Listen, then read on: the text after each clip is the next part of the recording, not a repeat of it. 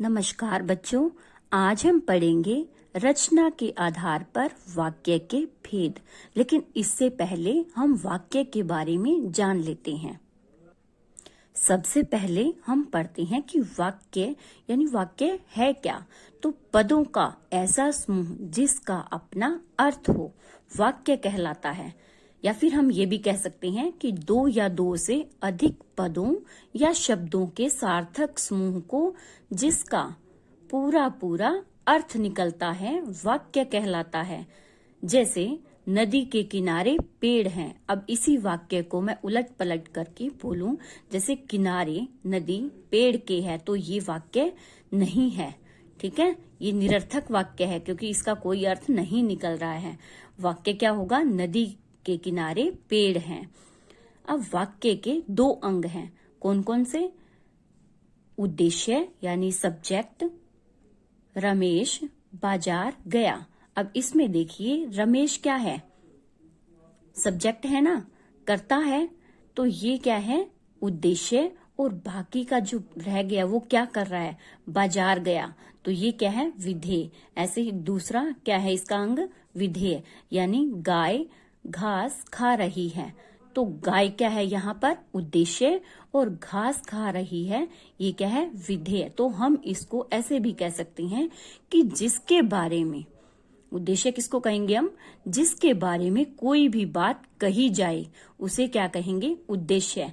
लेकिन अगर वाक्य में उद्देश्य के विषय में जो कुछ भी कहा जाए, जैसे ये है, जो कुछ भी कहा जाए उसे क्या कहेंगे? विधेय कहेंगे। जैसे गाना गा रहा है, पढ़ रहा है, खाना खा रहा है, वो कुछ भी काम कर रहा है, जो कुछ भी कर रहा है वह सारा क्या है? विधेय। ठीक है, इसके बाद है वाक्य के भेद। तो वाक्य के दो भेद हैं, कौन कौन से? रचना के आधार पर और दूसरा है अर्थ के आधार पर। तो आज हम पढ़ेंगे रचना के आधार पर वाक्य के भेद। रचना के आधार पर वाक्य के तीन भेद हैं, कौन कौन से? सरल वाक्य या साधारण वाक्य, दूसरा है संयुक्त वाक्य और तीसरा है मिश्र वाक्य। तो सबसे पहले हम साधारण वाक्य या सरल वाक्य के बारे में पढ़ते हैं। तो जिन वाक्यों में एक ही क्रिया होती है और एक कर्ता होता है वे साधारण वाक्य कहलाते हैं। अब ये देखिए, जैसे दशरथ पुत्र राम ने रावण को मार गिराया। अब यहाँ देखिए, एक उद्देश्य है, एक विधेय है, यानी यहाँ पर कर्ता क्या है? एक है और एक ही हमारे पास यहाँ पर काम हो रहा है। तो ये क्या है? विधेय। तो जहां पर एक ही क्रिया होती है और एक ही कर्ता होता है वे क्या कहलाती हैं? साधारण या सरल वाक्य। अब दूसरा देख लेते हैं हम। सभी आंदोलनकर्ता शांतिपूर्ण प्रदर्शन कर रहे थे। तो यहाँ पर भी क्या है? कर्ता क्या है? ये सभी आंदोलनकर्ता जो हैं ये क्या है? उद्देश्य। शांतिपूर्ण प्रदर्शन कर रहे थे, ये क्या है? विधेय। इसी तरह अगला देखिए, दूसरों के साथ मीठा बोलने वाले व्यक्ति सबके मन को भाते हैं। अब आप सोचोगे कि इतना लंबा वाक्य है, ये सरल वाक्य कैसे हो सकता है? लेकिन इसमें देखिए, आप खुद ही देख लीजिए कि दूसरों के साथ मीठा बोलने वाले व्यक्ति, यहाँ तक ये सब्जेक्ट है, उद्देश्य है। ये देखिए एक ही बात हो रही है, ये एक ही व्यक्ति की बात हो रही है, बोलने वाले व्यक्ति सबके मन को भाते हैं। क्रिया भी क्या है? एक ही हुई है, एक ही काम हो रहा है कि सबके मन को भाते हैं। तो ये क्या है? सरल वाक्य। इसके बाद नौकर ने समय पर काम पूरा कर लिया। तो यहाँ पर भी क्या है? एक ही करता है और एक ही क्रिया हुई है। अब आपको समझ आ गया होगा कि सरल या साधारण वाक्य किसको कहते हैं, किस तरह हम इसको पहचानेंगे। इसके बाद है संयुक्त वाक्य। संयुक्त वाक्य में जिस वाक्य में दो या दो से अधिक उपवाक्य मिले हों परंतु सभी वाक्य प्रधान हों, तो ऐसे वाक्य को संयुक्त वाक्य कहते हैं। अब हम देखो, आगे ये इसके उदाहरण पढ़ते हैं। वह सुबह गया और शाम को लौट आया। अब आप देखिए इसमें दोनों ही क्या हैं, सरल वाक्य हैं, लेकिन किसके द्वारा जोड़े गए हैं, समुच्चय बोधक अव्यय के द्वारा जोड़े गए हैं। तो आप ये इसकी पहचान ये भी कर सकते हैं, इसकी परिभाषा ऐसे भी लिख सकते हैं कि जिनको दो या दो से अधिक वाक्य हों लेकिन सरल वाक्य हों और उनको क्या है, समुच्चय बोधक अव्यय के द्वारा जोड़ा जाए, तो वो क्या कहलाएंगे, संयुक्त वाक्य कहलाएंगे। जैसे अब ये देखिए, वह सुबह गया और शाम को लौट आया। अब इसमें से कोई भी प्रधान उपवाक्य नहीं है, दोनों ही उपवाक्य क्या हैं, ये प्रधान है, ठीक है ना। दोनों ही, कोई भी किसी पर आश्रित नहीं है, दोनों ही वाक्य प्रधान है। तो क्योंकि वह सुबह गया है और शाम को लौट आया, दोनों अपने आप में संपूर्ण वाक्य है। आप इसको हटा कर देखिए तो दोनों अलग अलग सरल वाक्य बन जाएंगे, ठीक है। ऐसे ही मोहन दिल्ली जाएगा और शीला यहीं रहेगी। अब आप देखिए, अगर हम और को हटा दें और दोनों वाक्यों को अलग अलग लिखें तो ये दोनों क्या है, सरल वाक्य हैं, लेकिन किसके द्वारा जोड़े गए हैं, समुच्चय बोधक अव्यय के द्वारा जोड़े गए हैं। ऐसे ही ये माताजी बाजार गईं और बच्चों के लिए खिलौने लाईं। तो माताजी बाजार गईं वाक्य अपने आप में पूरा हो गया है। उसके बाद जो वाक्य है, बच्चों के लिए खिलौने लाई, तो ये भी क्या है, वाक्य एक सरल वाक्य है, ये अलग से सरल वाक्य है, लेकिन दोनों को किसके द्वारा जोड़ा गया है, समुच्चय बोधक अव्यय के द्वारा। यहाँ आप रह सकते हैं या आपका भाई रह सकता है। देखिए दोनों अलग अलग वाक्य हैं, अगर अलग अलग करते हैं हम इनको तो सरल वाक्य हैं, लेकिन या के द्वारा इसको जोड़ा गया है। हम जाना नहीं चाहते लेकिन आपके पिताजी नहीं माने, ठीक है ना। यहाँ पर किसके द्वारा जोड़ा गया, इसको लेकिन के द्वारा इन दोनों वाक्यों को जोड़ा गया है। ठीक से काम करो अथवा नौकरी छोड़ दो। अब ये अथवा के द्वारा इन दोनों सरल वाक्यों को जोड़ा गया है। आज बाजार बंद है इसलिए कुछ नहीं मिलेगा। तो इसलिए जो शब्द है इसके द्वारा इन दोनों सरल वाक्यों को जोड़ा गया है। तो इस तरह के वाक्य क्या कहलाएंगे, संयुक्त वाक्य। इनकी पहचान भी होती है कि बीच में कहीं पर भी ये योजक चिन्ह आपको योजक जो शब्द हैं ये आपको दिख जाएंगे, समुच्चय बोधक अव्यय जो हैं ये आपको दिख जाएंगे इसमें। जैसे या, अथवा, इसलिए, और, किंतु, परंतु, लेकिन, तथा, एवं आदि से जुड़े होते हैं ये जो वाक्य हैं। और कभी कभी इनमें लोप भी हो जाता है, ये जो शब्द हैं ये नहीं भी आते। हमने सरल वाक्य और संयुक्त वाक्य किए, अब हम करते हैं मिश्र वाक्य। तो मिश्र वाक्य कौन से होते हैं, जिस वाक्य में एक से अधिक वाक्य मिले हों किंतु एक प्रधान उपवाक्य और शेष आश्रित उपवाक्य हों, मिश्रित वाक्य कहलाता है। जैसे हम पढ़ते हैं कि सफल वही होता है जो परिश्रम करता है। अब यहाँ देखिए आपको पता चल जाएगा कि ये सफलता की बात हो रही है, तो प्रधान उपवाक्य कौन सा होगा, सफल वही होता है।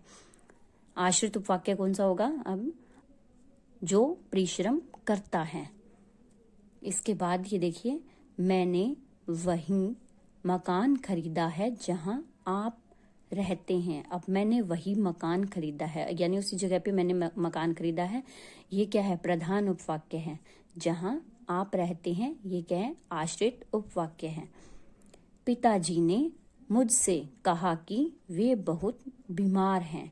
तो ये क्या है कि वे बहुत बीमार हैं, ये चीज क्या है, आश्रित उपवाक्य की है। और प्रधान कौन सा होगा, पिताजी ने मुझसे कहा। अब आप ये देखो कि ये जो वाक्य है इसमें जब तक हम अगले वाला वाक्य यानी दो वाक्य यहाँ पर भी हैं, लेकिन सरल वाक्य में हमने क्या देखा था कि दोनों ही अपने आप में प्रधान थे, दोनों वाक्य सरल वाक्य थे। और अगर उनको अलग अलग भी कर दिया जाए तब भी क्या है, उनका अर्थ निकलता है। लेकिन यहाँ पर अगर हम सिर्फ यही बोलें कि सफल वही होता है, तो वही होता है, इसके बाद हमें ये इसके बाद की बात बतानी पड़ेगी, तभी ये वाक्य अपने आप में संपूर्ण होगा, नहीं तो ये अधूरा लगेगा। ऐसे ही मैंने वहीं मकान खरीदा है, अब वहीं कहाँ वहीं कुछ बताओगे इसके बारे में, तभी तो वाक्य संपूर्ण होगा, है ना। तो ये क्या है, मिश्र वाक्य में यही पहचान है कि जब आप एक उपवाक्य बोलोगे तो उसके बाद दूसरा भी बोलना पड़ेगा, नहीं तो वो वाक्य अधूरा रहेगा। तो मैंने वही मकान खरीदा है जहां आप रहते हैं। पिताजी ने मुझसे कहा कि वे बहुत बीमार हैं। मैं उस लड़की से मिला था जिसकी किताब खो गई थी। अब देखिए, आप खुद ही देख लीजिए कि मैं उस लड़की से मिला था। अगर हम इतना ही वाक्य बोलते हैं तो ये क्या है, वाक्य पूरा नहीं हुआ है। इसके बाद हमें बताना पड़ेगा इसके बारे में कि क्या हुआ, कि जिसकी किताब खो गई थी। तो ये आश्रित उपवाक्य है, और मैं उस लड़की से मिला, ये क्या है, प्रधान उपवाक्य है। जो आश्रित उपवाक्य हैं उनके भी आगे भेद होते हैं। तो उसके 3 भेद है। एक संज्ञा उपवाक्य होता है, एक विशेषण उपवाक्य, और तीसरा है क्रिया विशेषण। अब हम इसको एक एक करके पढ़ेंगे। देखिए, संज्ञा उपवाक्य कौन कौन से होते हैं? जो उपवाक्य वाक्य में संज्ञा का कार्य करते हैं, संज्ञा उपवाक्य कहलाते हैं। अक्सर ये उपवाक्य जो है वहां पर क्या आता है, की से जुड़े होते हैं। जैसे मुझे मालूम था कि वह नहीं आएगा, तो ये देखिए की के साथ जुड़ा हुआ है कि वह नहीं आएगा। अब ये आश्रित उपवाक्य है, लेकिन ये कौन सा भेद है आश्रित उपवाक्य का, ये हमें पहचानना है। तो ये देखिए, ये संज्ञा का बोध करवा रहा है कि वह नहीं आएगा, ठीक है ना, संज्ञा पदबंध है ये। तो यहाँ पर कौन सा भेद है, ये संज्ञा उपवाक्य का भेद है, और ये क्या है, प्रधान उपवाक्य। ऐसे ही आगे देखिए, पिताजी ने मुझसे कहा, ये क्या है, प्रधान उपवाक्य, कि वे बहुत बीमार हैं। अब ये क्या है, आश्रित उपवाक्य है, और कौन सा भेद है, संज्ञा, ठीक है ना, संज्ञा उपवाक्य है। कौन सा है ये, संज्ञा उपवाक्य है। ऐसे ही है आगे विशेषण उपवाक्य। तो जो उपवाक्य वाक्य में प्रयुक्त संज्ञा पद की विशेषता बताते हैं, विशेषण उपवाक्य कहलाते हैं। जैसे मेरे कमरे में एक ऐसी घड़ी है जो बहुत पुरानी है। अब ये देखिए, जो बहुत पुरानी है, ये क्या है, उस घड़ी की विशेषता है ना। तो ये है हमारा प्रधान उपवाक्य, और जो बहुत पुरानी है ये क्या है, विशेषण उपवाक्य। जो आश्रित उपवाक्य है वो उसका कौन सा भेद है, ये विशेषण उपवाक्य। जो नीली कमीज पहने हैं। अब ये देखिए, ये ऐसा नहीं है कि ये बाद में ही आएगा, ये पहले भी आ सकता है। जैसे जो नीली कमीज पहने हैं उस लड़के को बुलाइए, तो उस लड़के को बुलाइए ये प्रधान उपवाक्य है, और ये क्या है, जो नीली कमीज पहने हैं, आश्रित उपवाक्य। और कौन सा भेद है, विशेषण, ठीक है ना, विशेषता बताई जा रही है इसमें कि जो नीली कमीज पहने हैं, विशेषता है ना ये। मैं दान दिए हुए रुपए नहीं लूंगा। तो ये देखिए, यहाँ पर आपको वैसे ही समझ आ रहा होगा कि जैसे रुपए नहीं लूंगा, ये क्या है, ये तो प्रधान उपवाक्य है। मैं रुपए नहीं लूंगा प्रधान उपवाक्य है, लेकिन आश्रित उपवाक्य कौन सा है इसमें, दान दिए हुए। अब दान जो दिए हुए हैं वो क्या है, विशेषता बता रहे हैं ना, रुपए की विशेषता क्या है, दान दिए हुए हैं, ठीक है। जो विशेषण, ये क्या होगा फिर, विशेषण उपवाक्य। इसके बाद है क्रिया विशेषण। तो क्रिया विशेषण उपवाक्य में क्या पहचान करेंगे, क्रिया के होने के समय, स्थान, रीति, दिशा, परिणाम आदि की सूचना जिन उपवाक्यों से मिलती है वे क्रिया विशेषण उपवाक्य कहलाते हैं। अब देखिए, जब मैं भारत में रहता था रोज फिल्में देखता था। तो ये क्या है, जब उस समय की बात हो रही है, ठीक है ना। यहाँ पर हमने पढ़ा कि क्रिया विशेषण में क्या क्या पहचान होगी, समय, स्थान, रीति यानी तरीका, दिशा और परिणाम की। उसके बाद देखिए, जहां मैं रहता हूं वहां अब कोई नहीं रहता। तो ये क्या है, स्थान के बारे में बता रहे हैं हम, स्थान के बारे में हमें सूचना मिल रही है ना। जहां मैं रहता हूं वहां अब कोई नहीं रहता। तो ये क्या है, आश्रित वाक्य है, लेकिन कौन सा है, स्थान, ये क्रिया विशेषण उपवाक्य। ऐसे ही यहाँ पर रोज फिल्में देखता था, तो ये क्या है, प्रधान उपवाक्य। और जब मैं भारत में रहता था, ठीक है, ये कौन सा है, क्रिया विशेषण उपवाक्य, और ये प्रधान उपवाक्य। ऐसे ही वैसा कोई नहीं पढ़ाता, ये क्या है, तरीका बता रहे हैं टीचर का, तो ये प्रधान उपवाक्य है। और ये जैसा वह पढ़ाती है, तो ये क्या है, इनकी रीति यानी ढंग बता रही हैं कि पढ़ाने का ढंग बता रहे हैं। ये क्या है, क्रिया विशेषण उपवाक्य। वह ऐसे चल रही थी जैसे बीमार चलती हूँ, तो जैसे बीमार चलती हूँ ये क्या है, आश्रित उपवाक्य है। और कौन सा है, क्रिया विशेषण आश्रित उपवाक्य।